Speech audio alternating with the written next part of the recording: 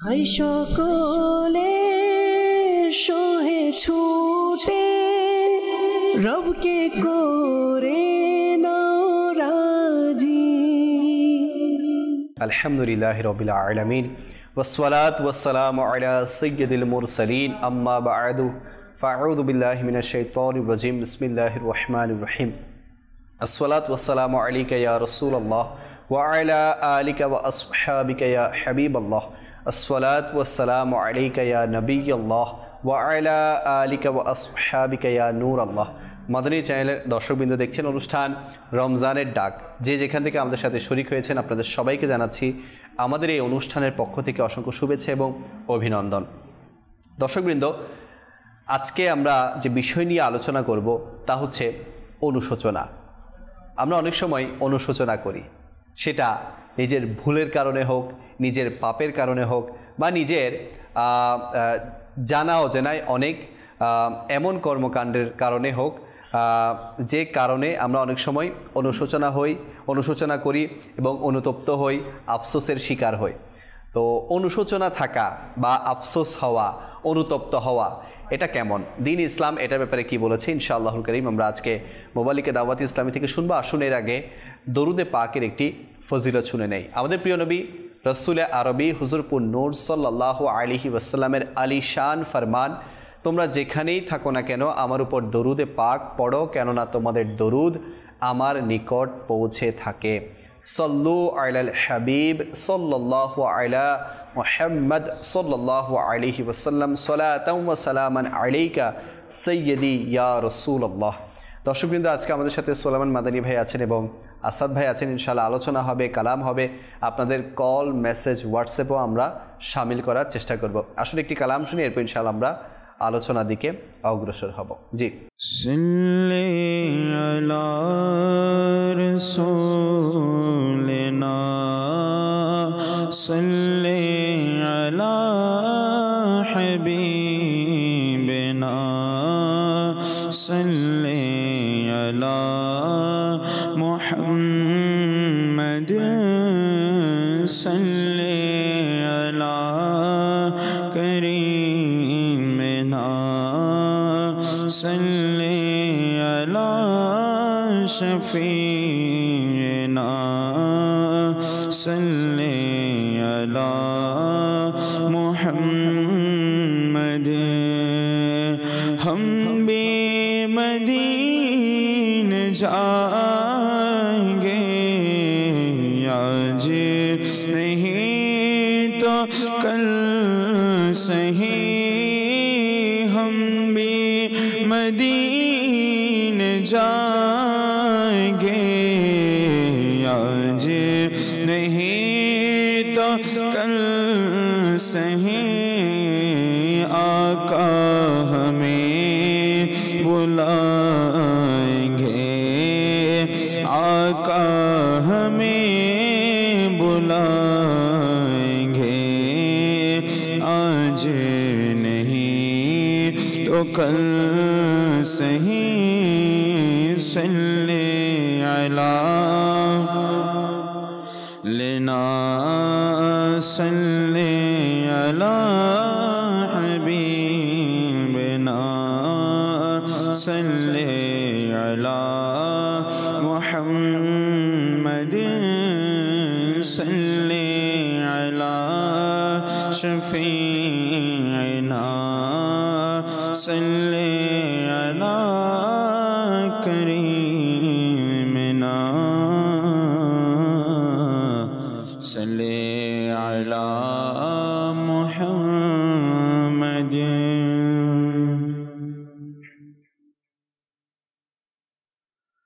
हुजूर ऐसा कोई इंतजाम हो जाए, हुजूर ऐसा कोई इंतजाम हो जाए। سلام کے لیے حاضر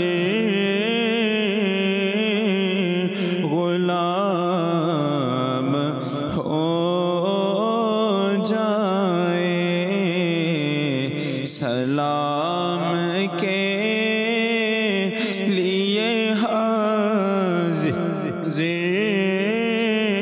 غلام ہو جائے۔ میں صرف دیکھ لوں ایک بار صبح طیبہ کو، میں صرف دیکھ لوں ایک بار صبح طیبہ کو، نظر سے چھوم لوں ایک بار سبز گنبد کو، نظر سے چھوم لوں ایک بار سبز گنبد کو، حضور ایسا کوئی انتظام ہو جائے، سلام کے لیے حاضر غلام ہو جائے۔ حضور آپ جو سن لے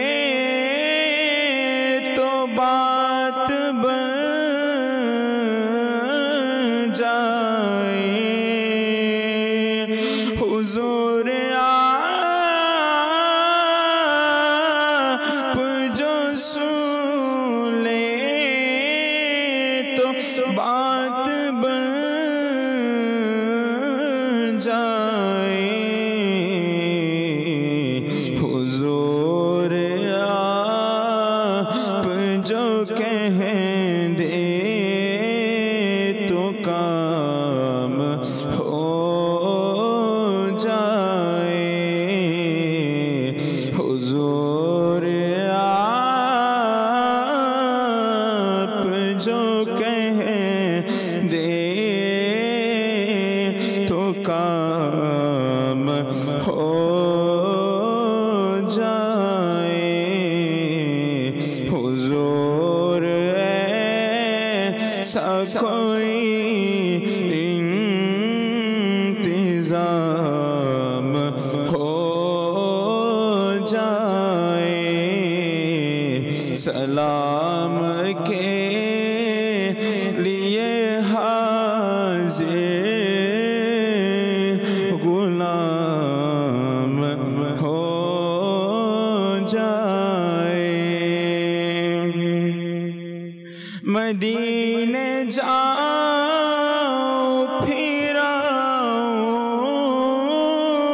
دوبارہ پھر جاؤ، مدینہ جاؤ پھر آؤ دوبارہ پھر جاؤ، تمام عمر اسی میں تمام ہو جائے، تمام عمر اسی میں تمام ہو جائے۔ तुम्हारी नात पढ़ूं मैं सुनो लिखो हरदम तुम्हारी नात पढ़ूं मैं सुनो लिखो हरदम ये जिंदगी मेरी यूं ही तमाम हो जाए ये जिंदगी मेरी यूं ही तमाम हो जाए हुजूर ऐसा कोई इंतजाम हो जाए सलाम के लिए हाज़िर गुलाम हो जाए। সুবহানাল্লাহ সুবহানাল্লাহ। অনেককে বলতে শোনা যায় যে মদিনায় এতবার যাওয়া দরকার কি, ওমরায় এতবার যাওয়া দরকার কি। আমি তাদেরকে প্রশ্ন করতে চাই, পর্যটন এরিয়ায় এতবার যাওয়ার দরকার কি, ইউরোপ আমেরিকাতে এতবার যাওয়ার দরকার কি, মালয়েশিয়া সিঙ্গাপুর থাইল্যান্ড এগুলাতে এতবার যাওয়ার দরকার কি। কোন এক আশিক খুব সুন্দর বলেছেন, কোনো দেশে গেলে যদি ফিরে আসে জিজ্ঞেস করা হয় কেমন ছিল দেশটি, কেমন ছিল তার প্রকৃতি, কেমন ছিল তার নেচার, সে বলবে হ্যাঁ ঠিক আছে সুন্দর, খুব ভালো, খুব চমৎকার। যদি বলা হয় চলো আগামীকাল আবার যাই, তখন সে বলবে আরে মাত্র তো আসলাম, যাবো আর কি, বছর খানিক পর আবার যাব, আবার কখনো প্ল্যানিং করে যাব। কিন্তু আশিক বলেন মদিনা এমন, কেউ যদি আজকে মদিনা থেকে আসে আর যদি বলে চলো কালকে আবার মদিনায় যাই, সে বলবে চলো আমিও চলে যাই মদিনায়। মদিনা হচ্ছে এমন শহর। আর যারা বলে না এতবার মদিনায় যাওয়ার দরকার কি, একবার ওমরা করেছো আর যাওয়ার দরকার কি, আমি বলবো মদিনা চাইলেই যাওয়া যায় না। মদিনাওয়ালা যাকে ডাকে সেই যায়, সে একবার হোক শতবার হোক। আবার মদিনাওয়ালা যদি না চায় না, আপনি শত চেষ্টা করেও যেতে পারবেন না। এই জন্য মদিনাওয়ালা ডাকতে হবে আপনাকে, মদিনাওয়ালা কামলিওয়ালা নবী ডাকতে হবে আমাদেরকে। যদি তিনি না ডাকেন তাহলে আমরা শত চেষ্টা করেও, কত লক্ষ লক্ষ টাকার মালিক আমাদের আশেপাশে ঘুরে বেড়াচ্ছে কিন্তু এখনও মদিনা দেখে নাই। কেন? তার আগ্রহ নাই সেখানে যাওয়ার, নবীর ডাক এখনো আসে নাই সেখানে যাওয়ার। আর দেখবেন অনেক একেবারে ক্ষুদ্র বেতনের চাকরিওয়ালা পর্যন্ত মদিনা শরীফ ঘুরে চলে আসে। এটা হচ্ছে মদিনাওয়ালার দয়া, মদিনাওয়ালার ডাক। যার ডাক চলে আসে, সে যেই সেক্টরের হোক না কেন, সে যে ক্ষেত্রের হোক না কেন, সে চলে যায়। আল্লাহ তাআলা আমাদের সবাইকে মদিনায় হাজির হওয়ার, বারবার বা আদব হাজির হওয়ার সে তৌফিক দান করুক, আমিন বিজাহিন নবিয়িল আমিন সাল্লাল্লাহু তাআলা আলাইহি ওয়াসাল্লাম। আজকে আমরা যে বিষয় নিয়েছি তা হচ্ছে অনুশোচনা। আসুন অনুশোচনা নিয়ে আমরা মাদানী ফুল আমাদের সুলাইমান ভাইয়ের কাছ থেকে। আলহামদুলিল্লাহি রাব্বিল আলামিন ওয়াসসালাতু ওয়াসসালামু আলা সাইয়্যিদিল আমবিয়া ওয়াল মুরসালিন। আলহামদুলিল্লাহ, পবিত্র মাহে রমজানুল মুবারকের মাস অতিবাহিত হচ্ছে। রমজান তো আমরা পেয়েছি, আর রমজান পাওয়ার পর রমজানও চলে যাচ্ছে। কিন্তু একটা বিষয় যে আসলে রমজান আমাকে কতটুকু পরিবর্তন করতে পারলো, বা রমজান পেয়ে আমি কতটুকু নিজেকে পরিবর্তন করতে পারলাম, রমজান পেয়ে আমার অনুশোচনা কী হলো। কেননা রমজানুল মুবারক এটা যারা মুমিন বান্দা তাদের জন্য অনেক বড় একটা উপহার আল্লাহ পাকের পক্ষ থেকে। কেননা 11 মাস লিয়াকত ভাই আমরা বিভিন্ন টেনশনে, বিভিন্ন কাজে, দুনিয়াবি বিভিন্ন ঝামেলার কারণে অনেক ভুল, অনেক গুনাহ, অনেক কিছু হয়। যদিও আমাদেরকে দৈনিক এই ব্যাপারে চিন্তা করা দরকার, আল্লাহ পাকের নিকট, আল্লাহ পাকের দরবারে নিজেকে দৈনিক অনুতপ্ত করা উচিত। কিন্তু কমপক্ষে আমরা এই রমজানুল মুবারক মাস, এটা আল্লাহ পাকের পক্ষ থেকে বান্দার জন্য উপহার, যাতে করে আমরা দীর্ঘ পিছনের যে দিনগুলো আছে এই দিনগুলোতে আমরা কি কাজ করেছি, কতটুকু নেক আমল করতে পেরেছি, তো ওইটার থেকে যেন নিজেকে শিক্ষা নেই এবং আমি আমার দ্বারা যে গুনাহগুলো হয়েছে, ভুল হয়েছে, এটার থেকে যেন আমি অনুতপ্ত হই, অনুশোচনা হই এবং নিজেকে একটু প্রস্তুত করতে পারি। কেননা অনুশোচনা এটা এমন একটি বিষয় যে বলা হয়ে থাকে যে অনুশোচনা এটা অনেক বড় একটা নিয়ামত, যে আমার গুনাহ হয়েছে তো আমি অনুশোচনার মধ্যে আসি, আমার গুনাহ হয়েছে আমি নিজেকে একটু চিন্তা করি। আর মনে রাখবেন, আল্লাহ পাক যাকে অনুশোচনা দিয়েছেন তার পক্ষেই কিন্তু আল্লাহ পাকের নৈকট্য অর্জন করা সম্ভব। কারণ বলা হয় যে অনুশোচনা বা তাওবা এটা এমন একটি নিয়ামত, কখনো কখনো মানুষ এটার থেকে দূরে থাকার কারণে গুনাহ করতে করতে করতে করতে এমনভাবে বেপরোয়া হয়ে যায়, মাআযাল্লাহ কখনো কখনো সে ইসলাম থেকে পর্যন্ত খারিজ হয়ে যায়, কারণ তার ভিতরে অনুশোচনার জিনিসটা নেই। আর যদি অনুশোচনা থাকে, সে যত বড়ই গুনাহগার হোক না কেন, বান্দা একটা সময় অনুশোচনার কারণে আল্লাহ তাআলা বান্দাকে অনেক বড় বড় গুনাহ থেকে আল্লাহ তাআলা বাঁচিয়ে দেয়। আর এই অনুশোচনা আসেও খৌফে খুদা থেকে। মানুষ যখন আল্লাহকে ভয় করবে, অটোমেটিকলি তার মধ্যে অনুশোচনা আসবে।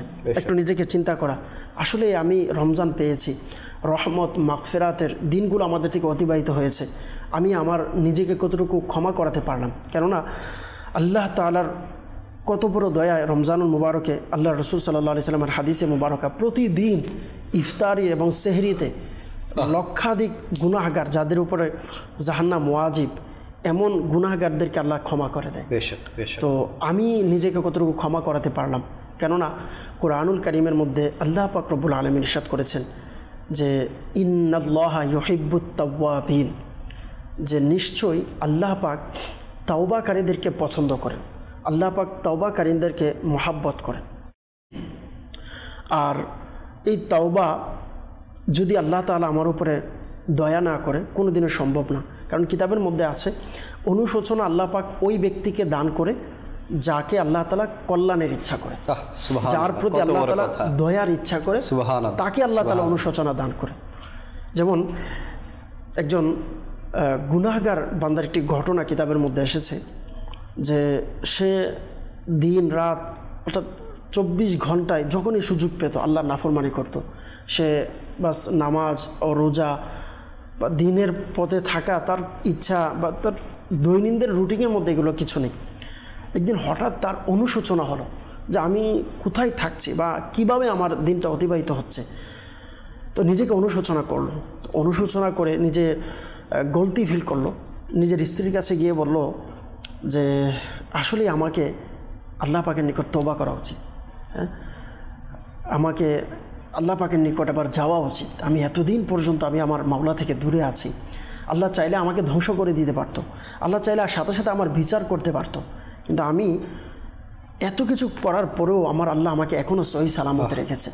এত কিছু করার পরেও আল্লাহ আমার শরীরকে, আমার জিসিমকে, আমার সব কিছু ঠিক রেখেছেন, আমি আল্লাহ পাকের নিকট তওবা করব। বাস এটা বলে ওই যুবক তার স্ত্রী থেকে বিদায় নিয়ে জঙ্গলের দিকে চলে গেলেন, মরুভূমির দিকে চলে গেলেন।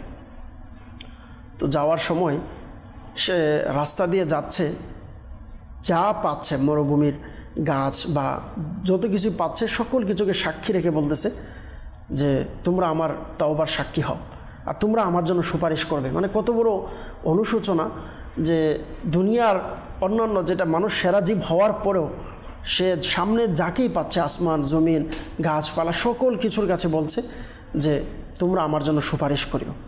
আর আল্লাহ পাক রব্বুল আলামিন তাওবাকারীকে কেমন পছন্দ করেন কিতাবের মধ্যে আসছে, ওই বান্দা যখন এভাবে নিজেকে অনুশোচনা করে কান্না করলেন, নিজেকে অনুশোচনা করে অনুতপ্ত হলেন, কান্না করতে করতে এক পর্যায়ে নিজেকে কন্ট্রোল করতে পারছে না, এমন টাইমে আল্লাহ পাক ফেরেশতাকে পাঠিয়েছেন। আল্লাহু আকবার, আল্লাহু আকবার।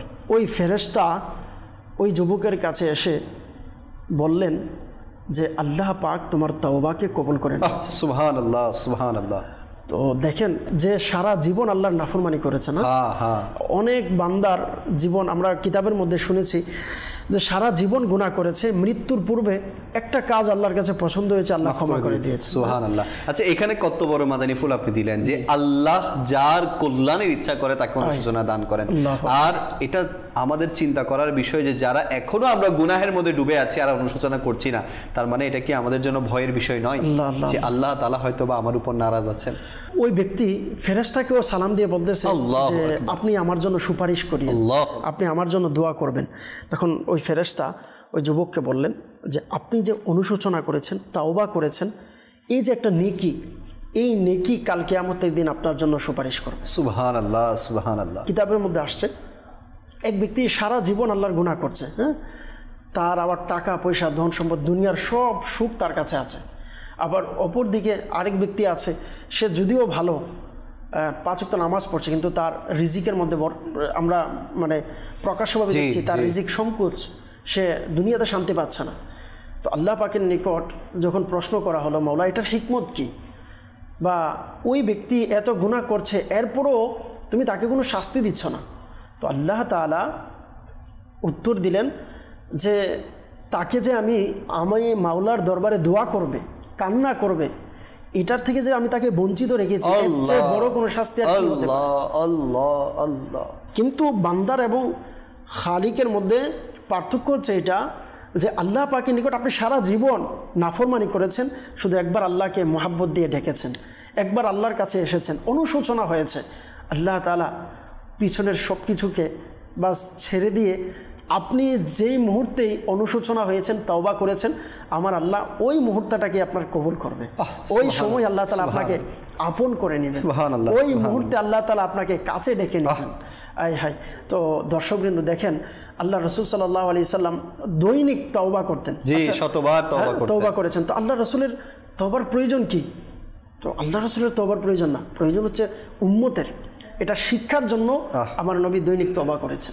আমার নবী দৈনিক তওবা করে উম্মতকে শিক্ষা দিয়েছেন যে আমাকে আপনাকে দৈনিক তওবা করতে হবে। আজকে হয়তো আমরা অনেকে আছি, তওবা তো দূরের কথা, যে একটু বসবো বা যেখানে বসলে, যে মজলিসে বসলে দিনের আলোচনা হবে, হতে পারে অনেকেই আছি যে মাদানী চ্যানেলের বরকতে হয়তো আমাদের সম্ভব হয়েছে, অন্যথায় এটা সম্ভব হয় না, অন্যথায় এটা আমাদের এটা নসিব হয় না। আল্লাহ রাসূল সাল্লাল্লাহু আলাইহি সাল্লামের হাদিসে মুবারাকার সারমর্ম আমি কথা প্রসঙ্গে বলে দিচ্ছি এতটুকুই, যে বান্দা যখন তওবা করে আল্লাহ তাআলা বান্দার প্রতি এত দয়া করে, এত দয়া করে, লিয়াকত ভাই আসলেই শুনলে অন্তর শান্তি হয়ে যায় যে আমি আল্লাহ আমার উপরে কত বড় দয়ালু, আমার উপরে কত বড় রহমান, যে আমি সারা জীবন নাফরমানি করেছি। আমার নবী হাদিসে মুবারাকা হচ্ছে যে বান্দা যখন তাওবা করে, তার যে গুনাহগুলো ছিল এই গুনাহগুলোকে আল্লাহ নেকিতে পরিবর্তন করে দেয়। আল্লাহু আকবার, আল্লাহু আকবার। কত বড় দয়া যে আমি সারা জীবন নাফরমানি করেছি, আমার নাফরমানিটাকে আল্লাহ তাআলা নেক দিয়ে পরিবর্তন করে দিবে। আল্লাহু আকবার। তো আল্লাহ কত দয়ালু, আমাকে আপনাকে ডাকছে যে বান্দা আমার কাছে আয়, তওবা কর, অনুশোচনা হয়। কেননা একটি কোরআনের আয়াত আমার তওবার ঘটনা আসলে বা তওবার আলোচনা আসলে খুবই মানে না অন্তরে মজা লাগে, অন্তরের মধ্যে খুব ভালো লাগে যে আল্লাহ বান্দার উপরে কত দয়া করে। আল্লাহু আকবার। কুরআনুল কারীমের মধ্যে সূরা আরাফের আয়াতের মুবারাকা যে সুম্মা লাআতিয়ান্নাহুম মিন বাইনি আইদিহিম ওয়া মিন খালফিহিম ওয়া আন আইমানিহিম ওয়া আন শামাইলিহিম। এই আয়াতে মুবারাকার মধ্যে যার সারমর্ম হচ্ছে এটা যে শয়তান আল্লাহ পাকের নিকট বলে যে আল্লাহ তোমার বান্দা আদম সন্তান, তার জন্য আমি অপদস্থ হয়েছি, আমি জান্নাত থেকে বের হয়েছি, তো আমি ওয়াদা করছি পৃথিবীতে আমি লাআতিয়ান্নাহুম মিন বাইনি আইদিহিম ওয়া মিন খালফিহিম, আমি তার সামনের দিক থেকে, তার পিছন দিক থেকে, ওয়া আন আইমানিহিম ওয়া আন শামাইলিহিম, তার ডান দিক থেকে, তার বাম দিক থেকে আমি তোমার বান্দাকে পথভ্রষ্ট করব, আমি তোমার বান্দাকে নাফরমানি করাবো, আমি তোমার বান্দাকে গুনাহ করাবো। যখন এই আয়াতে মুবারকা সাহাবায়ে কেরাম শুনলেন, শোনার সাথে সাথে আমার রসুলের দরবারে গেলেন, ইয়া রাসূলুল্লাহ আমরা যে আয়াতে মুবারকা শুনলাম শয়তান চতুর্দিক থেকে গুনাহ করাবে, এখানে দুইটা দিক আল্লাহ তাআলা বাকি রেখেছেন, এটার হিকমত কি?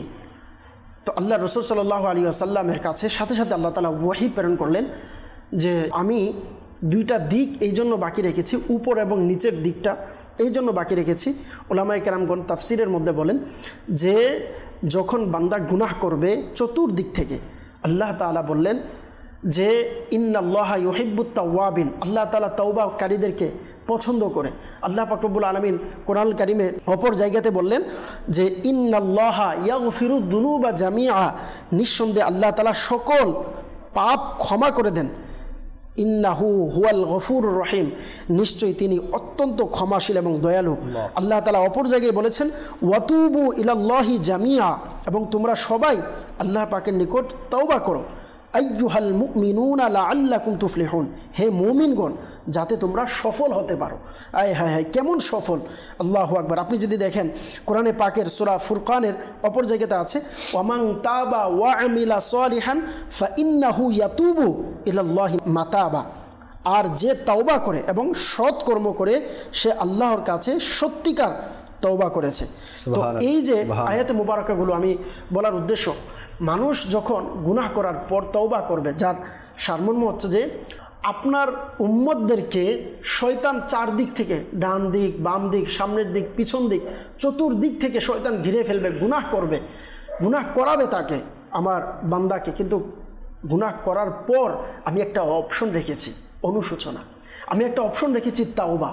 এই তাওবার নিয়তে যদি আপনার বান্দা, আপনার উম্মত আমি আল্লাহর কাছে আসে, আর আমি দুইটা দিক বাকি রেখেছি, সে যদি সারাদিন গুনাহ করার পরেও জোহরের সময় মসজিদে চলে আসে, আসরের সময় মসজিদে আসে, মাগরিবের সময় মসজিদে আসে, নামাজ পড়বে, তো আল্লাহ তাআলার দরবারে যখন সে সেজদা দিবে, আয় হায়, বলা হচ্ছে চতুর্দিক থেকে শয়তান গুনাহ করিয়েছে, বান্দা শুধু একদিক থেকে আল্লাহর কাছে তাওবার নিয়ে সেজদা দিবে, আল্লাহ তাআলা চতুর্দিকের গুনাহকে আল্লাহ মাফ করে দেন। সুবহানাল্লাহ, সুবহানাল্লাহ, সুবহানাল্লাহ। বলা হচ্ছে উপরের দিক এই জন্য বাকি রেখেছে, শয়তান চতুর্দিক থেকে গুনাহ করাবে, গুনাহ করার পর নামাজ পড়ে সে যখন অনুতপ্ত হয়ে আল্লাহ পাকের নিকট দুইটা হাত আল্লাহর কাছে তুলবে, আল্লাহর কাছে চাইবে, চতুর্দিক থেকে শয়তান গুনাহ করিয়েছে, আমার আল্লাহ উপর দিকে হাত তোলার সাথে সাথে চতুর্দিকের গুনাহ আল্লাহ মাফ করে দিবে। সুবহানাল্লাহ, সুবহানাল্লাহ। এই জন্য দর্শকবৃন্দ উচিত আল্লাহর কাছে ক্ষমা চাওয়ার, জি দরকার আল্লাহর কাছে মাফ চাওয়া। বেশক বেশক। আমাদের জেলা দর্শকবৃন্দ,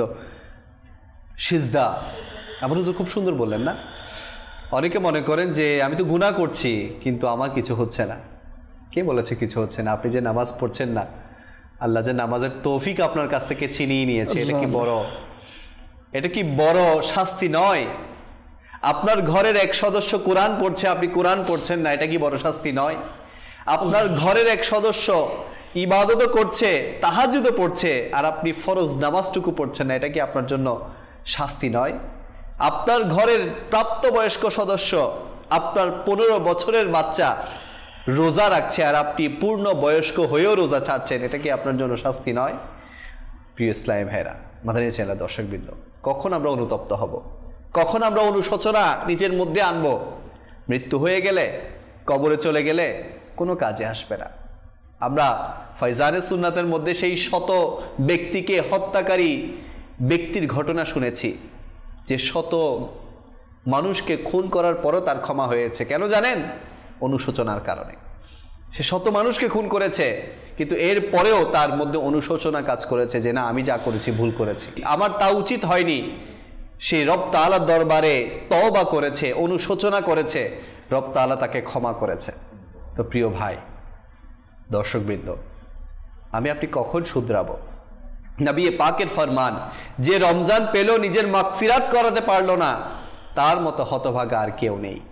আমরা রমজান তো পেলাম, 22টি রমজান তো চলে যাচ্ছে, না জানি আল্লাহ তাআলার কুদরতি লিস্টের মধ্যে আমাদের নাম সেই লিস্টে আছে কিনা যারা মাগফিরাত প্রাপ্ত হয়েছে। যাদেরকে আল্লাহ তাআলা মাফ করছে তাদের লিস্টের মধ্যে আমাদের নাম এসেছে কিনা, নাকি আমরা ওই জাহান্নামের হকদারের মধ্যে নাম লিখিয়ে নিয়েছি? তো লিখিয়ে নিয়েছি, এখন আমরা সেই লিস্ট থেকে নিজের নামকে কাটাতে পারি নাই। মাগফিরাত করানোর আর মাত্র অল্প সময়।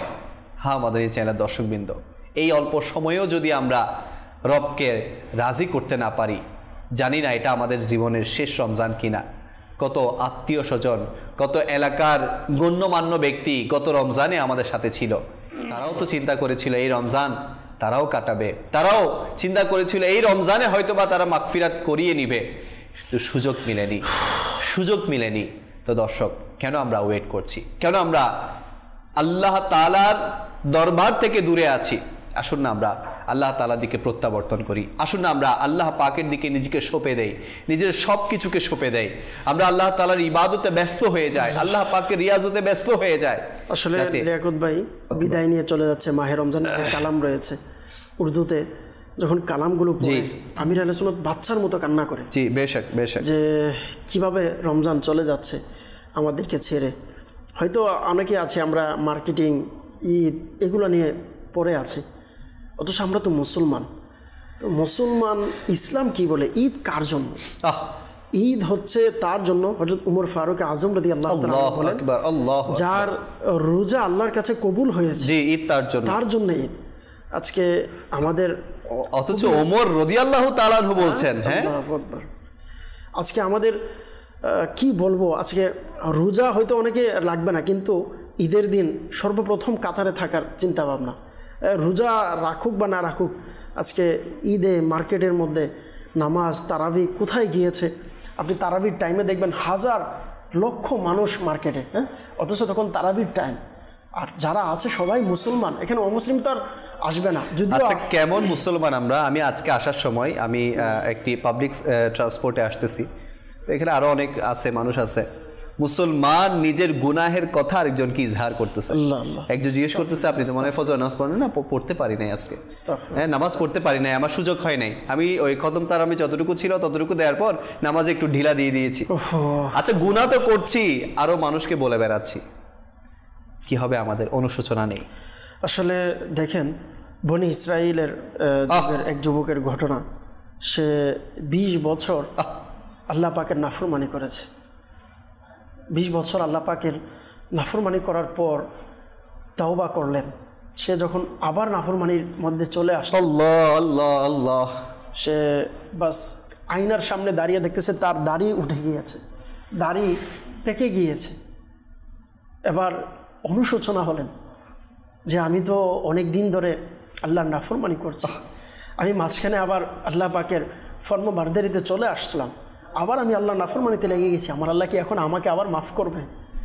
তো কিতাবে আসছে, গায়েব থেকে আওয়াজ আসলেন যে বান্দা আমি মাওলার কাছে আবার ক্ষমা চাও, আল্লাহ তোমাকে আবার ক্ষমা করে দিবেন। হায় হায়, কেমন দয়ালু আমার আল্লাহ তাআলা না দর্শকবৃন্দ। আল্লাহ তাআলা তওবাকারীকে কত পছন্দ করেন। হযরত উমর ফারুক আজম রাদিয়াল্লাহু তাআলা আনহুর জামানার যুবকের ঘটনা আমরা সকলেই অনেকে শুনেছি, যে সে এক মহিলার দিকে আকৃষ্ট হয়ে গুনাহ করার জন্য, নাফরমানি করার জন্য চলে যাচ্ছিলেন, কিন্তু সে এখনও গুনাহ করেনি। তার কাছে জাস্ট অনুশোচনা এসেছেন যে আমি আল্লাহর নাফরমানি করব, আল্লাহ এটা কিভাবে সম্ভব।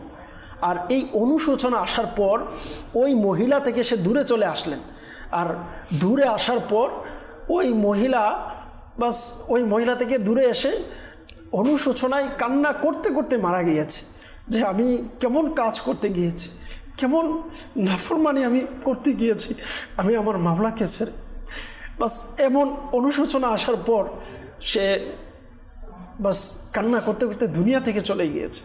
কেমন বুজুর্গ ছিলেন এনারা, না গুনাহ করে নাই, জাস্ট গুনাহের নিকট গিয়েছে, এর ভয়ে কান্না করে করে দুনিয়া থেকে চলে গিয়েছে। আর সেই যুবক যখন মারা গেলেন, ওই যুবকের মৃত্যুর পর ওই যুবকের কবরের পাশে যখন হযরত উমর ফারুক আজম রাদিয়াল্লাহু তাআলা আনহু গেলেন, যাওয়ার পর যখন বসলেন, সাথে সাথে ওই যুবক কবর থেকে আওয়াজ দিল। উমর ফারুক আজম রাদিয়াল্লাহু তাআলা আনহু ওই আয়াতে মুবারাকা পাঠ করলেন, ওয়ালিমান খাফা মাকামা রাব্বিহি জান্নাতান, যে আল্লাহ পাকের নিকট দরবারে হাজির হওয়ার ব্যাপারে ভয় রাখে তার জন্য 2টি জান্নাত রয়েছে। আল্লাহু আকবার। যখন ওই যুবকের কবরের নিকট এই তেলাওয়াত করলো, সাথে সাথে আল্লাহু আকবার, উমর ফারুক আজম রাদিয়াল্লাহু তাআলা আনহুর কাছে ওই যুবক জবাব দিলেন যে হে আমিরুল মুমিনিন, আমার আল্লাহ আমাকে 2টি জান্নাত দান করেছে। আল্লাহু সুবহানাল্লাহ। দর্শক বিন্দু, আল্লাহ তাআলা কত দয়ালু।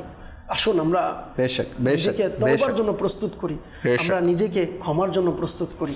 অন্যথায় দেখেন, তওবা ছাড়া খোদার কসম আমরা কেউ যদি আমার একটা দিনের হিসাব নেই, শুধু একটা দিন, যে আজকে সারা দিন প্রত্যেকটা সেকেন্ডের হিসাব দিব, আমি আপনি দিতে পারবো না, আমি আপনি মাওলার কাছে বেজে যাব, কখনো বাঁচতে পারবো না।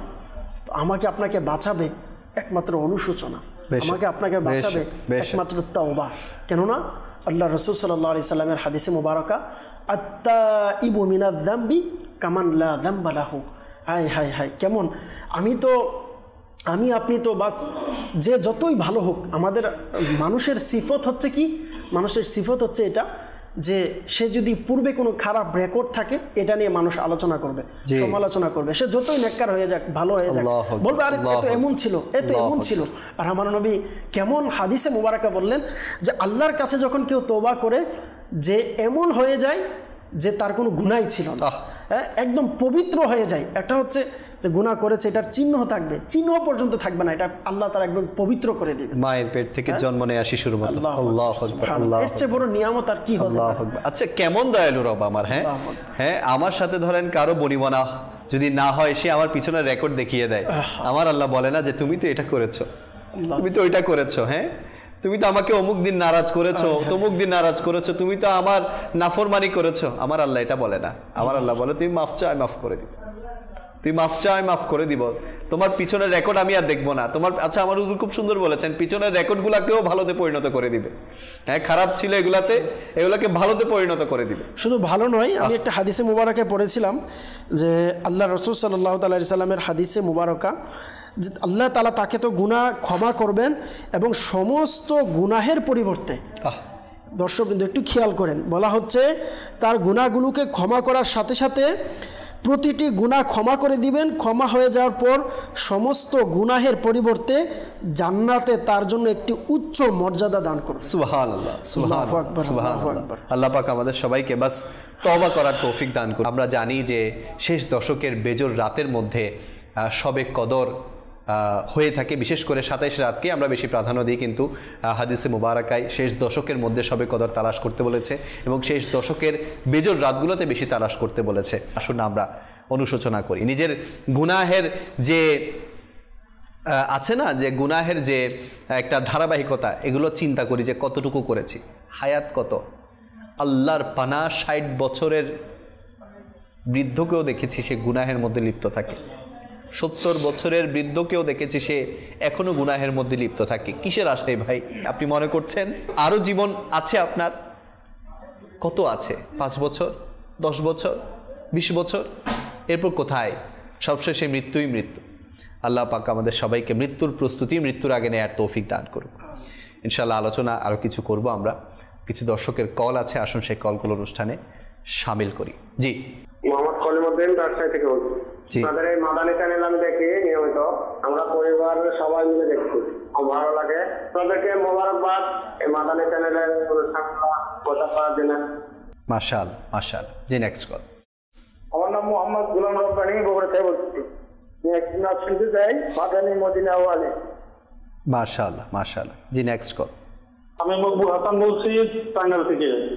আপনাদের মাদানী চ্যানেল অনুষ্ঠানটা আমার কাছে খুব প্রিয়। আপনাদের যে মাদানী ফুলগুলো দেয় সেগুলো আমি পালন করার চেষ্টা করতেছি। এরকম অনুষ্ঠান যেন দীর্ঘস্থায়ী হয়, এটা মনে প্রাণে আল্লাহর কাছে কামনা করি এবং আপনাদের সুস্থ হয়ে দেখতে পারি, এর দোয়া করবেন। মাশাআল্লাহ, মাশাআল্লাহ। আল্লাহ পাক আপনার উপর খাস রহমত নাজিল করুক, আপনার সমস্ত নেক জায়েজ ফরিয়াদগুলোকে কবুল করুক। Next call. হাসান, আমি এক নাচের আসল শুনতে চাই। নাচের আসল হচ্ছে কান লাগিয়ে কান্দের মন কান লাগিয়ে বান্ধব। আল্লাহু আকবার, আল্লাহু আকবার। জি, ইনশাআল্লাহ আমরা চেষ্টা করবো শোনার, আমাদের সাথেই থাকবেন। Next call. মোহাম্মদ ইব্রাহিম খান। আমার মাদানী চ্যানেল তো আমার কাছে খুবই ভালো লাগে, ইসলামিক অনেক কিছু আলোচনা হয়, এগুলি আমার খুবই ভালো লাগে। সেই জন্য আপনাদের কাছে আমি নিজেও দোয়া প্রার্থী, যাতে আমি সবসময় এই চ্যানেল দেখতে পারি। আমার জন্য দোয়া করবেন। আল্লাহ পাক আপনার সমস্ত নেক জায়েজ ফরিয়াদগুলোকে কবুল করুন। জি, নেক্সট কল। লালমনিরহাট, আমি একটি গজল শুনতে চাই। সোনার মদিনা আমার প্রাণের মদিনা। মাশাআল্লাহ, ইনশাআল্লাহ আমরা শোনানোর চেষ্টা করব, আমাদের সাথেই থাকবেন। একটি প্যাকেজ আমরা অনুষ্ঠানে শামিল করি, যে প্যাকেজের মধ্যে রমজান সম্পর্কিত কিছু মেসেজ আপনাদেরকে দেওয়ার চেষ্টা করি। আসুন সেই প্যাকেজটি আমরা দেখে নেই। সাল্লু আলাল হাবিব সাল্লাল্লাহু তাআলা আলা মুহাম্মদ সাল্লাল্লাহু আলাইহি ওয়াসাল্লাম। প্রিয় মাদানী চ্যানেলের দর্শকবৃন্দ, আসুন আমরা শ্রবণ করি পবিত্র রমজানুল মুবারক সম্পর্কিত কয়েকটি ফজিলতপূর্ণ বাণী। এক, যে বান্দার রোজা অবস্থায় সকাল হয় তার জন্য আসমানের দরজাগুলো খুলে দেয়া হয় এবং তার অঙ্গ প্রত্যঙ্গ তাসবিহ পাঠ করে, আর দুনিয়ার আসমানে অবস্থানকারী ফেরেশতারা তার জন্য সূর্য অস্ত পর্যন্ত মাগফিরাতের দোয়া করতে থাকে। যদি সে 1 বা 2 রাকাত নামাজ আদায় করে তবে তা আসমানে তার জন্য নূর হয়ে যায়, আর বড় বড় চক্ষু বিশিষ্ট হুরদের মধ্য থেকে তার স্ত্রীরা বলে, হে আল্লাহ, তাকে মানে উক্ত রোজাদারকে আমার নিকট পাঠিয়ে দাও, আমরা তার সাক্ষাতের জন্য খুবই আগ্রহী। আর যদি সে লা ইলাহা ইল্লাল্লাহ বা সুবহানাল্লাহ বা আল্লাহু আকবার পড়ে তবে 70,000 ফেরেশতা তার সওয়াব সূর্য অস্ত পর্যন্ত লিখতে থাকে। অপর বর্ণনা রয়েছে, রমজান মাসে একবার সুবহানাল্লাহ বলা, একবার তাসবিহ বলা অন্য মাসের 1000 বার বলার চেয়ে উত্তম। তাই আমাদের উচিত রমজানুল মুবারক তাসবিহাত, তাহমিদাত, তাকবীরাত, তাহলিলাত, দরুদ পাক, জিকির আজকার এর মাধ্যমে অতিবাহিত করা। 2, যাকে রোজা পানাহার থেকে বিরত রেখেছে, যে যার প্রতি তার বাসনা ছিল, তবে আল্লাহ তাআলা তাকে জান্নাতি ফলমূল থেকে আহার করাবেন আর জান্নাতি পানীয় থেকে পান করাবেন। অর্থাৎ পানাহারের আকাঙ্ক্ষা ছিল, খাবারের ইচ্ছে ছিল, এরপরেও আল্লাহর সন্তুষ্টির জন্য পান করে নাই, খাবার ভক্ষণ করে নাই, তবে ধৈর্য ধারণ করে রোজা পালন করেছে, তার জন্য সুসংবাদ, তাকে জান্নাত থেকে আহার করানো হবে, তাকে জান্নাতের পানীয় পান করানো হবে। 3, কিয়ামতের দিন রোজাদারদের জন্য একটি দস্তরখানা রাখা হবে, যা হবে স্বর্ণের। জি হ্যাঁ, স্বর্ণের দস্তরখানা কিয়ামতের দিন রোজাদারের জন্য রাখা হবে, যা থেকে সে খাবে, অথচ লোকেরা হিসাব নিকাশের জন্য অপেক্ষমান থাকবে। একদিক দিয়ে অন্যান্য লোকেরা হিসাব নিকাশের মধ্যে ব্যস্ত থাকবে, আর রোজাদাররা কিয়ামতের ওই কঠিন মুহূর্তে আফিয়াতের সাথে, প্রশান্তির সাথে স্বর্ণের দস্তরখানায় বসে জান্নাতি খাবার ভক্ষণ করবে, জান্নাতি পানীয় পান করতে থাকবে। এটি তখনই অর্জন হবে যখন রমজান মাস রোজার মাধ্যমে অতিবাহিত করার সৌভাগ্য নসিব হবে। আল্লাহ তাআলা আমাদেরকে রমজান রোজার মাধ্যমে অতিবাহিত করার তৌফিক দান করুক। সাল্লু আলাল হাবিব সাল্লাল্লাহু তাআলা আলা মুহাম্মদ সাল্লাল্লাহু আলাইহি ওয়াসাল্লাম। মাশাআল্লাহুল কারীম, খুব সুন্দর একটি প্যাকেজ আমরা দেখলাম। আসুন কালাম শুনে আসি, এরপর ইনশাআল্লাহ আলোচনার দিকে আমরা ফিরে আসব। আমিও যাব একদিন সোনার মদিনা, আমিও যাব একদিন সোনার মদিনা, পুরা হবে মনে বাসনা, আমিও যাব একদিন সোনার মদিনা, পুরা হবে আমার মনে বাসনা। মদিনার ধুলি বালি নুরানি রুরানি, দেখিলে হবে দূর মনে পেরেশানি, মদিনার ধুলি বালি নুরানি রুনানি, দেখিলে হবে দূর মনে পেরেশানি, মনে পেরেশানি, মদিনা শহর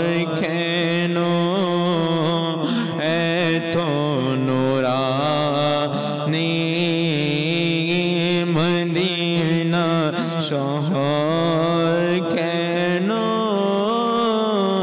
এত নুরানি মদিনা শহরে আছেন নূরে মদিনা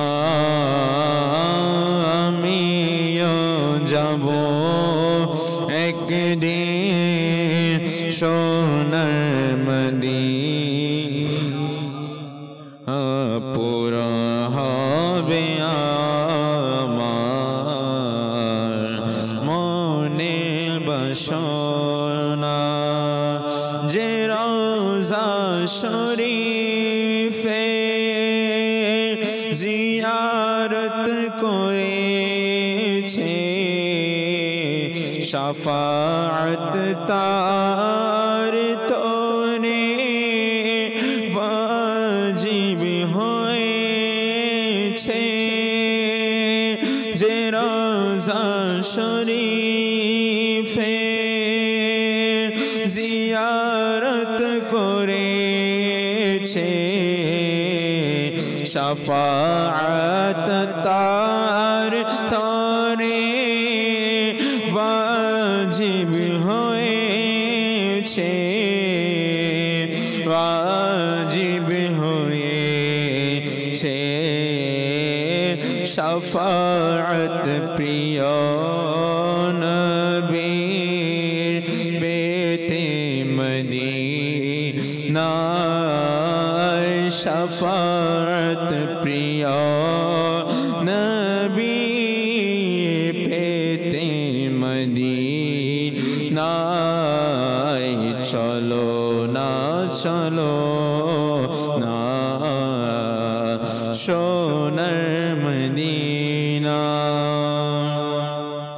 মদিনার বিরহে যারা কেঁদে কেঁদে সারা আমার প্রিয় নবী তুমি তাদের সাহারা মদিনার বিরহে যারা কেঁদে কেঁদে সারা আমার প্রিয় নবী তুমি তাদের সাহারা তাদের সাহারা প্রিয় নবী তুমি তাদের রেখে মদিনা প্রিয় নবী তুমি তাদের রেখে মদিনায় বিরহ জ্বালা তাদের মনের দূর করো না আমিও যাব একদিন সোনার মদিনা আমিও যাব একদিন সোনার মদিনা আমিও যাব একদিন সোনার মদিনা পুরা হবে আমার মনে বাসনা। আল্লাহ সুবহানাল্লাহ। আপনি হাকিকতন অনুশোচনা করতে চান, আমার নবীর দরবারে চলে যান। আমার নবীর ফরমান মান যারা কবরি ওয়াজাবাত লাহু শাফাআতি, যে আমার রওজার জিয়ারত করলো তার জন্য আমার শাফাআত ওয়াজিব হয়ে গেল। তো অনুশোচনা যান না সেখানে করতে, এটা তো আমার রবের ফরমান। যে তার নফসের উপর জুলুম করলো সে যাতে আমার হাবিবের দরবারে যায়, আর আমার হাবিবের দরবারে গিয়ে যে অনুশোচনা করলো, ক্ষমা চাইলো, আমি তার ক্ষমা কবুল করব, তার প্রার্থনা কবুল করব, তাকে মাফ করে দেব। তো যারা বলেন না বারবার মদিনায় যাওয়ার দরকার, কি মাফ পাওয়ার জন্য মদিনায় যাওয়ার দরকার। হ্যাঁ, মাফ পাওয়ার জন্য মদিনায় যাওয়ার দরকার। মাফ পাবো তো সেই নবীর সাদকায় না। হুজুর অনুষ্ঠান শেষ করতে হবে, শেষ অনুশোচনা নিয়ে মাদানী ফুল। আল্লাহ পাক সকলকে অনুশোচনা আল্লাহ তাআলা দান করুক। আমিন আমিন। দর্শকবৃন্দ যারা আছেন আপনাদেরকে বলবো যে আসলে অনুশোচনার মাধ্যম হচ্ছে আলহামদুলিল্লাহ দাওয়াত ইসলামী নিগরানে শোরা দামাত বরকাতুল আলিয়া হাজি মাওলানা মোহাম্মদ ইমরান আতারি দামাত বরকাতুল আলিয়ানি খুবই সুন্দর বলেন যে আমরা যারা দাওয়াত ইসলামী ওয়ালা আছি আল্লাহ তাআলার দরবারে অনেক বড় একটি শুকরিয়া হচ্ছে যে দাওয়াত ইসলামী ওয়ালা এতটুকু একটু চিন্তা করুক যে আমরা আর কিছু পেয়েছি আর না পেয়েছি, আলহামদুলিল্লাহ গুনাহ করার পর যে একটা অনুশোচনা এটা দাওয়াত ইসলামীতে পেয়েছি। গুনাহকে গুনাহ মানছি, গুনাহকে গুনাহ মানছি, আবার এটাকে আফসোস করা।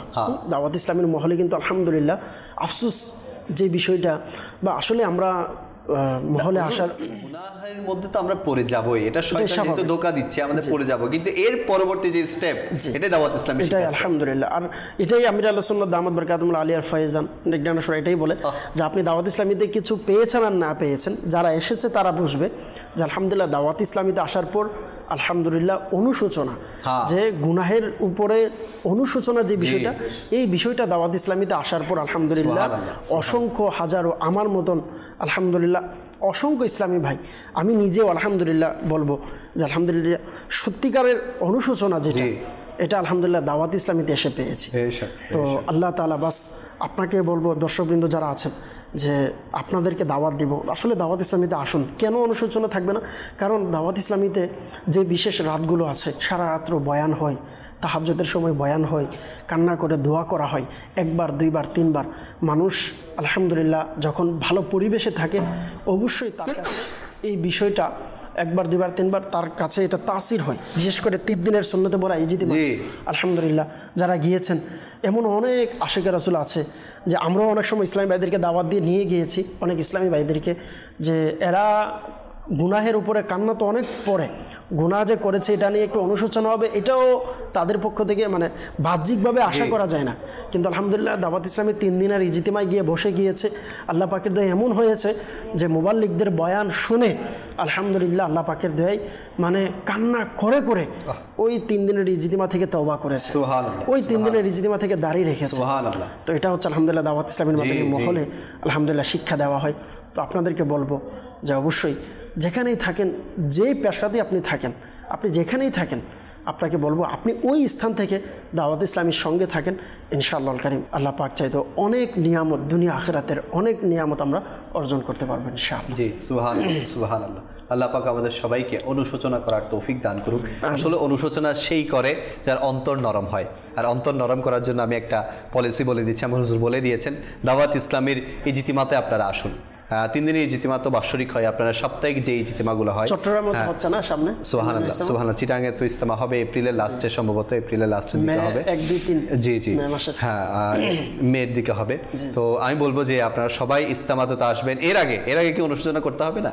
ইজতিমাতে এখন 1 মাস আছে, তো আমরা ইনশাআল্লাহ এর আগে অনুশোচনা করার জন্য সবচেয়ে বড় কথা হচ্ছে আপনি শেষ 10 দিনের ইতিকাফ যেগুলো হচ্ছে, 10 দিন যদি আপনি টাইম দিতে না পারেন, অন্তত 1 ঘন্টা হলেও ইতিকাফকারীদের সাথে সময় দেন।